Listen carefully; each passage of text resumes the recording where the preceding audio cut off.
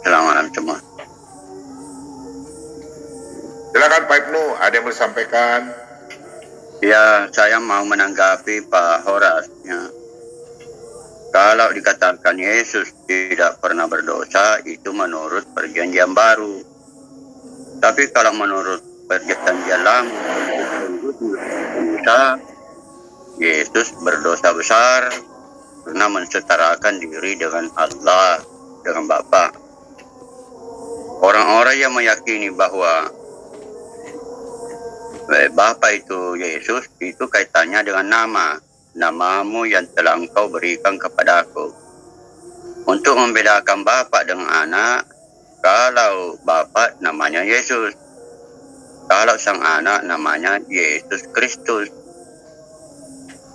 Jadi orang-orang yang kita curigai sebagai oneness itu, dia bukan oneness. Dia adalah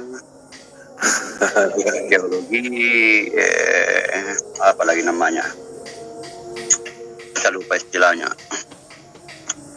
Itu orang-orang yang hendak memahami bahwa Allah itu satu, begitu. Jadi Yesus itu berdosa menurut pengikutnya Musa, makanya diserahkan kepada pemerintah untuk disalib. Kalau Yesus tidak berdosa, itu menurut pengikutnya Yesus, bahwa Yesus tidak berdosa. Pak Ibnu, di mana dosanya Yesus? Coba saya mendengar dosanya Yesus mana? Ya, beliau menurut orang pengikutnya Musa, begitu. Dia berdosa menurut pengikutnya Musa. Menurut Pak Ibnu atau menurut Musa? Menurut pengikutnya Musa, pengikut. Oh ya. Yang mana ya? Sudah meninggal. Musa sudah meninggal. Menurut orang Yahudi pengikut Musa, Yesus berdosa besar karena mensetarakan diri dengan Allah, dengan Elohim. Ya, terus disidang, setelah disidang Yesus disidang, ada ketemukan nggak dosanya? Ya, tetap ditemukan. Apa? Dia sering. Enggak. Setelah disidang oleh Mahkamah Agama, setelah disidang orang Farisi, mereka temukan nggak kesalahan Yesus? Tolong Pak Ibnu jelaskan sama saya. Iya, ditemukan. Itu kan tuduhan. Ya, ditemukan karena enggak. Pak Ibnu sabar. Sekarang Pak Ibnu berdebat dengan saya. Pak Ibnu mengatakan orang Yahudi mengatakan Yesus berdosa. Itu ya. Yesus disidang oleh Mahkamah Agama. Yesus disidang mulai dari malam sampai subuh. Disidang oleh mahkamah, disidang oleh sampai siang loh. Sampai siang disidang. Tolong tunjukkan sama saya Yesus dinyatakan bersalah. Silakan. Iya, saya sudah jawab kan, dia mensetarakan diri dengan Allah. Iya. Misalnya. Ya, itu tuduhan. Pak Ibnu harus paham, tuduhan. Bukan tuduhan. Orang-orang Yahudi itu sebelumnya mau melempari. Iya, Pak Ibnu ini baca Alkitab kayak orang sarbeng juga. Maksud saya begini, Pak, kan nanti kan Yesus kan disidang depan Mahkamah Agama. Ini orang-orang Farisi loh. Nah, orang Farisi mau menunjukkan bahwa Yesus berdosa. Di mana mereka menunjukkan? Harus ada bukti. Kan mereka baru menuduh nih. Baru buktinya di mana? Coba. Tunjukkan ayatnya. Saya ingin belajar sama Pak Ibnu. Saya ingin belajar ya. Tunjukkan ayatnya. Ya, sewaktu Tuhan Yesus mengatakan, aku Alfa Omega, aku anak Allah. Nah itu. Nggak usah saya. Iya, itu kata Yesus Pak Ibnu. Tapi kan Yesus disidang. Tunjukkan ayat itu Pak Ibnu. Bahwa Yesus dinyatakan bersalah oleh ahli Farisi. Sudah benar, makanya dia dihukuman mati. Kan? Iya, yang lain saja yang menanggapi. Saya sudah tahu. Oke, Pak Ibnu. Pak Ibnu. Ya. Setelah sidang, Yesus tidak ditemukan bersalahnya. Kalau tidak Pak Ibnu tahu kenapa Yesus disidang? Bersalahnya, dia dibebaskan. Raja saja dalam hal ini Pontius, ya seingat saya Pontius Pilatus ya. Itu tidak mau menghukum karena itu kena paksaan. Nah, Yesus tadi Pak Ibnu sendiri, Yesus ditemukan berdosa menurut hukum Taurat.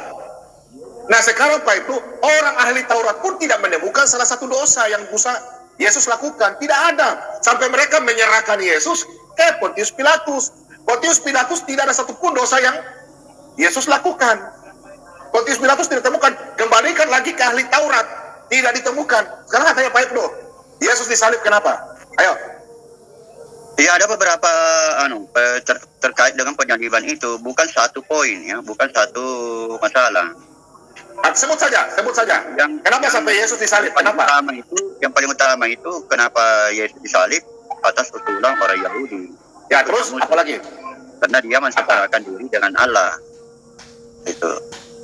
Kalau yang alasan-alasan yang lain itu penafsiran dari orang-orang pengikutnya. Tidak, bukan penafsiran yang tertulis dalam Alkitab. Kenapa Yesus disalib? Ya, Yesus disalib itu kalau penafsiran dari Perjanjian Baru atau pengikutnya Yesus itu karena sudah dinubuatkan. Bukan. Ada tertulis dalam Alkitab waktu Pontius Pilatus mengatakan dosanya saya tidak temukan. Terus Pilatus bilang apa? Pilatus bilang apa kepada rakyat? Jadi menurut Pilatus dengan pengikutnya Yesus itu tidak berdosa. Tapi kalau menurut orang Yahudi, pengikutnya Musa berdosa. Gitu. Iya, itu aduh Pak Ibnu ini kenapa jadi damplek sekali, minta maaf. Oh, Yesus itu sudah disidang dari pagi sampai siang, sampai mau sore, sampai mau sabat. Nah, sampai siang, nanti jam 1 siang kan jam 12 baru dia disalib. Pertanyaan saya sama Pak Ibnu, pada waktu disidang itu di ahli Taurat, ditemukan nggak dosanya? Sesuai dengan Pak Ibnu tadi bilang, ditemukan nggak kesalahannya? Iya kan dia diajukan itu karena banyaknya pernyataan-pernyataannya yang... Iya, itu namanya tuduhan. Nah, orang kan menuduh, praduga tak bersalah. Nah, sekarang Yesus ini dibawa dalam mahkamah agama. Orang Farisi, orang Saduki. Sudah disidang, tapi tidak ditemukan. Seperti yang Pak Ibnu bilang, sesuai dalam hukum Taurat, Yesus berdosa.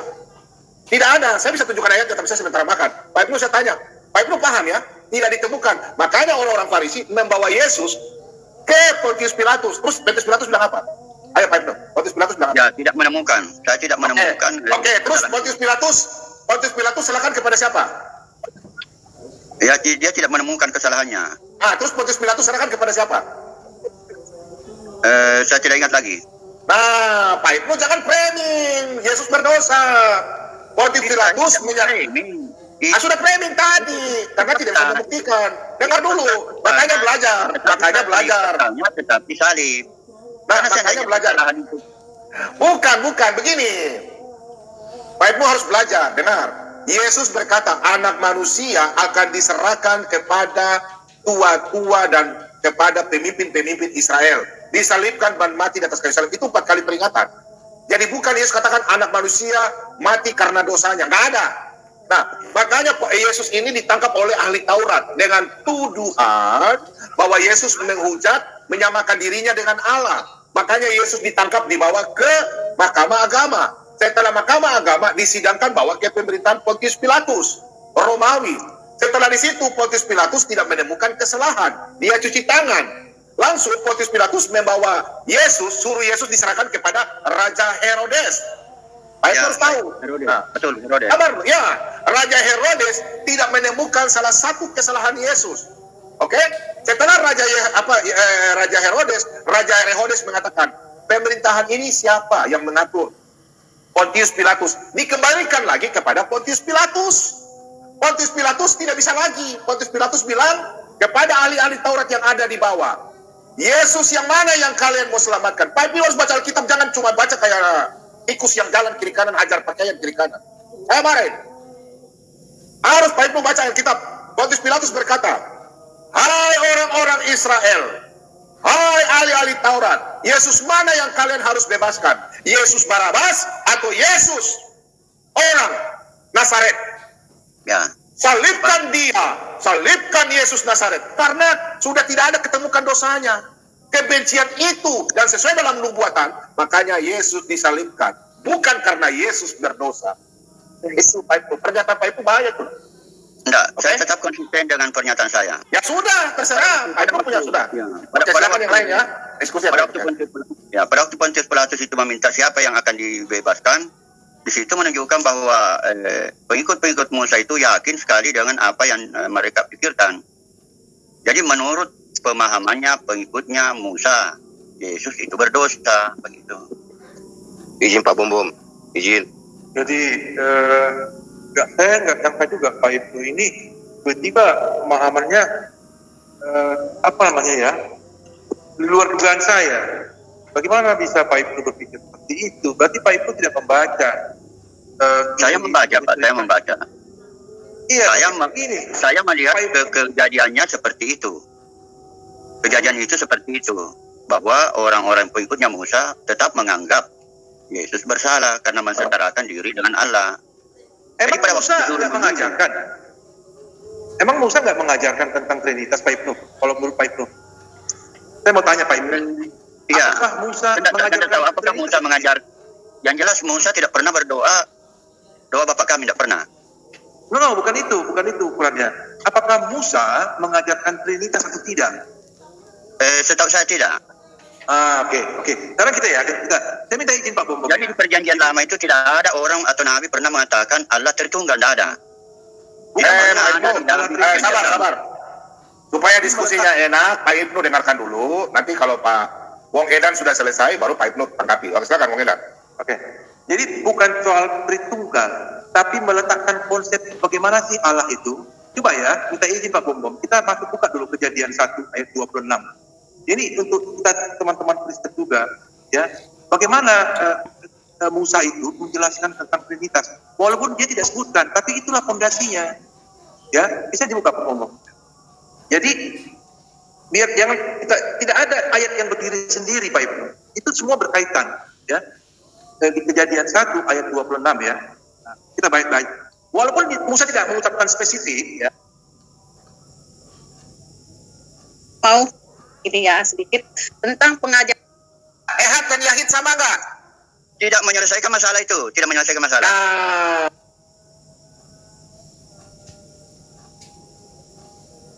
Orang Yahudi itu mempersembahkan korban 1 kali setahun itu untuk siapa?